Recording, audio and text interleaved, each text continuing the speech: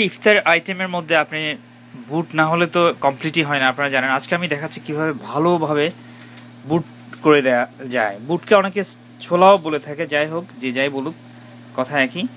আপনি আলু কিন্তু না দিলেও চলে, তবে আলু দিলে হবে কি একটা নরম হয় এবং খেতেও ভালো লাগে। আর বাংলাদেশি আলু তো খুবই মজা। যাই হোক, আপনি বাইরেও আপনি আলু দিয়ে করতে পারেন। এখানে দেখতে পাচ্ছেন আমরা প্রথমে সিদ্ধ করে নিয়েছি যাতে নরম হয়। দেখতে পাচ্ছেন একটা যদি আমি দেখাই আপনাদের, এটা অলরেডি নরম হয়েছে। এটা আপনি সিদ্ধ করে নেবেন, সিদ্ধ করে নেবেন না হয় আপনি পানিতে ভিজিয়ে রাখবেন, বেশ কয়েক ঘন্টা ভিজিয়ে রাখতে পারেন। আর এখানে আলুর ব্যাপারে বলে, আলুকে সিদ্ধ করা হয়েছে, সিদ্ধ করে ছোলা ছাড়া করে এটাকে স্ম্যাশ করা হয়েছে। যে উপকরণগুলি আমরা ইউজ করছি তাই দেখাচ্ছি। আপনি যে কোনো একটা মরিচ দিবেন, আপনি লাল মরিচও দিতে পারেন অথবা কাঁচা মরিচ দিবেন। আমি প্রেফার করি কাঁচা মরিচ। আর প্লেটটা কেমন হলো বলবেন। এখানে দেখতে পাচ্ছেন জিরে গুঁড়ো,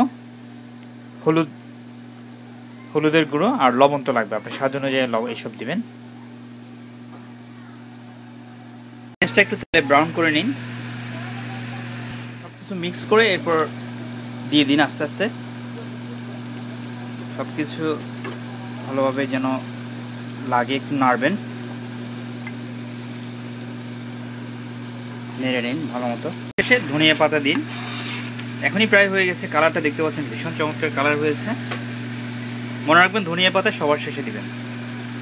হয়ে গেল আপনার ইফতার আইটেম বুট বা ছোলা। আপনি একটা কথা বলে রাখি, এখানে টমেটো দেওয়া হয়েছে ডেকোরেশনের জন্য।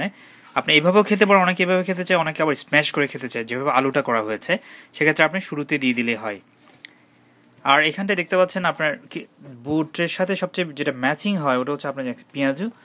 অন্য আরেকদিন না হয় পেঁয়াজু বানিয়ে দেখানো যাবে। আর এখানটায় আপনি শশা কুচি করে দিবেন, খুবই চমৎকার লাগবে। সিলান্ত্র দিয়ে ডিজাইন করতে পারেন।